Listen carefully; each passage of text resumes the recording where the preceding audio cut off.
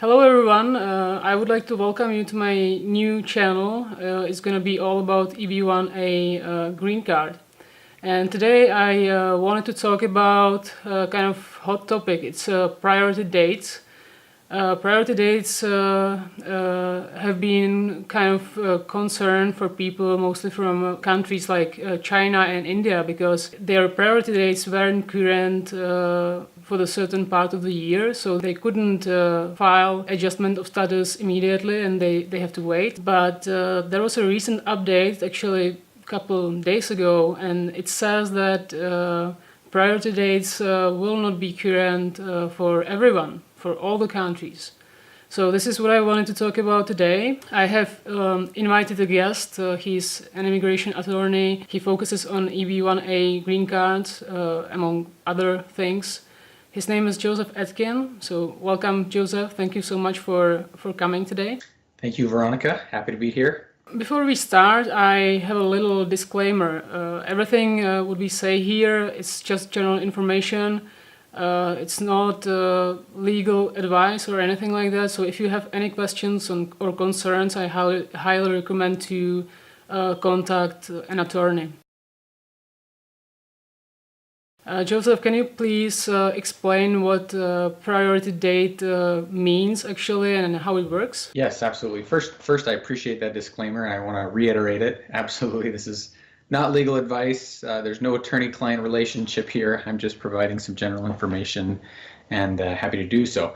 Essentially, the priority date for an employment-based petition is the date that you file your labor certification, and for EB1s, or actually for EB2 national interest waiver, there is no labor certification. So it's the date that you file your I-140. Why that's important, why that date is important is, as you already alluded to, different countries, their priority dates. When your priority date is current, that's when you're able to file the last step in the green card, which is the I-485 or the adjustment of status.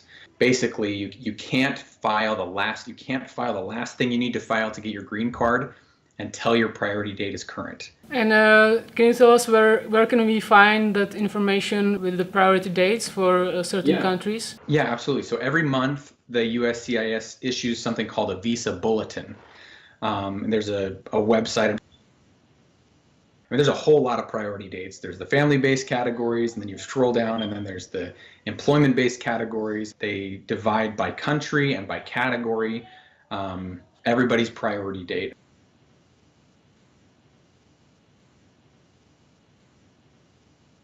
I have actually looked at this visa bulletin right before our interview, and I have found that there are a little bit confusing two charts. One is final action dates, and the second is dates for filling applications. Can you tell us more about this, which one to choose? The dates for filing originally, it sounds very straightforward. It should be the date by which you can file your application. You can file your adjustment of status. Sometimes it doesn't work like that. They provide updates all the time whether or not you can use that date or whether you should just use the final action date as the date that you can actually file your application. And for the most part, the application chart date is not useful. Mostly it's the final action date that you use as the guide to whether or not you can file your application. So can you tell us the news, the update, what's going to happen in the next few days? Okay, so today is July 18th, and we only have then a few more days. If you're from any country, not just India and China, any country, your EB1 priority date is going to be backlogged as of August 1st. That hasn't happened in, certainly not recent memory. It's been a long time that that's happened. And even for EB1 China, this is a rare thing. But again, what it means for practical purposes, from August 1st to October 1st, you can't file the I-485 no matter what country you're from. So if you're getting ready to file your I-485, you need to get that done ASAP. It has to be filed before August 1st. Otherwise, you have to wait until October 1st. They expect that the priority dates will become current again. What they're dealing with is just a backlog, a really high number of people that worldwide are filing for the EB1 green card right now. only so many can be given out for all countries. So many green cards can be given in the EB1 category. And so they're pushing up against that number. And so because of that, they're having to stop all filings and just make sure that they get all of them approved and sifted through before they open it up again to new filings. And so that's what they're doing. And they assume that they'll be able to get that this short pause from August 1st to October 1st will be enough time to clear out the backlog, and they'll be able to open it up for all countries again.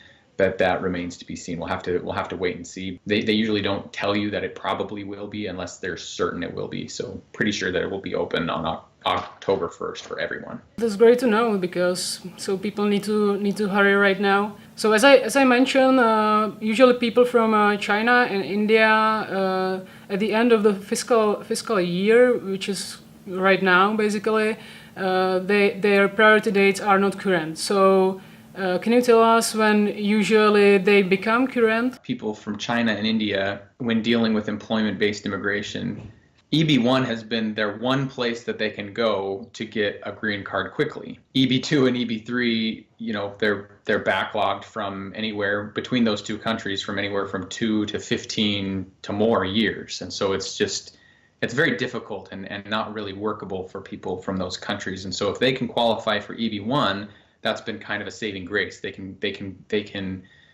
find a way to get a green card quickly. It's the only way that they can get a green card quickly. Well, for the last 3 years now, this being the third year, they've had this happen, this very thing that we've been talking about happen at some point in the year, because not only is it, as I mentioned before, there's an overall number of EB1s that can be given, but by each country, there's a certain number that can be given. And India and China, there's such a high demand that for those two countries, they've had to cut them off early in the year for the last 3 years. And even for India and China, EB1 being backlogged for any country is extremely rare and hasn't happened in a long, long time.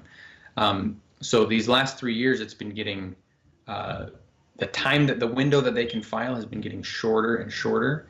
3 years ago, I think it was, they started to file in October, or they were filing like normal throughout the whole year, and then they cut it off, and I think it was August, maybe September, I think it was August.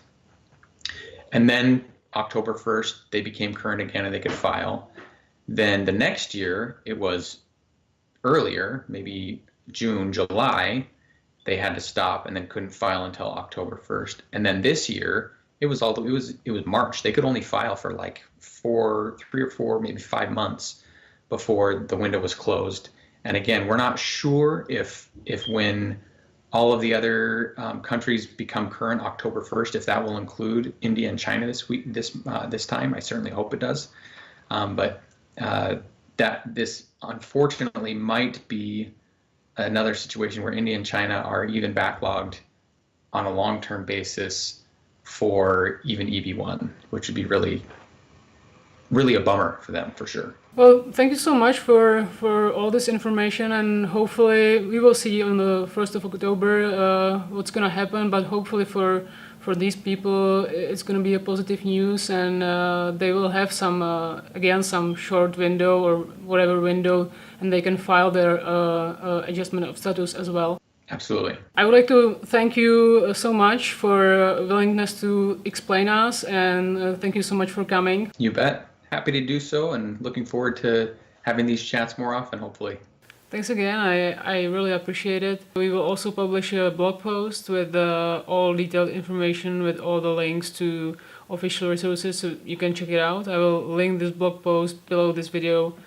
And thank you for watching, and hope to see you next time.